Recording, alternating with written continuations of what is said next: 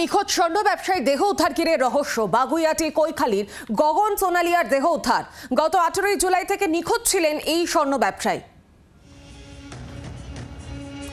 বিশ্বপাড়া এলাকা থেকে ব্যবসায়ীর মৃতদেহ উদ্ধার হয়। মৃতদেহ উদ্ধার হওয়ার ঘটনায় রহস্য দানা বেঁধেছে। গত 18 জুলাই থেকে নিখোঁজ হয়ে যায় এই স্বর্ণ ব্যবসায়ী। বাগুইয়াটি কৈখালীর গগন সোনালিয়ার দেহ উদ্ধার ঘিরে ব্যাপক চাঞ্চল্য তৈরি হয়েছে। গত 18 জুলাই থেকে নিখোঁজ ছিলেন এই স্বর্ণ ব্যবসায়ী।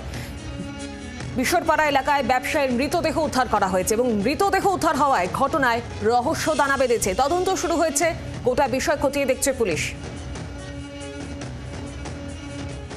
বিস্তারিত জানবো, এই নিয়ে টেলিফোন লাইনে রয়েছেন প্রতিনিধি সৌমেন ভট্টাচার্য। সৌমেন, কি জানা যাচ্ছে এখনো পর্যন্ত পুলিশের তরফ থেকে, কি তথ্য পাওয়া যাচ্ছে?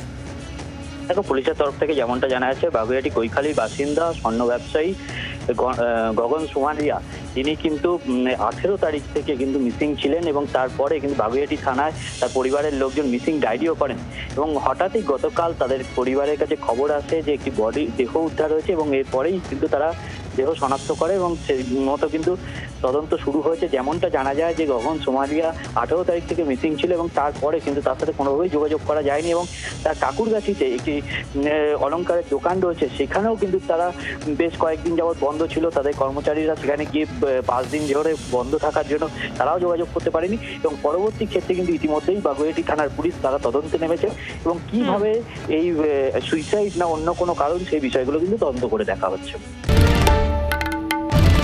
বাংলার আওয়াজ, বাঙালির আবেগ, জি 24 ঘন্টা।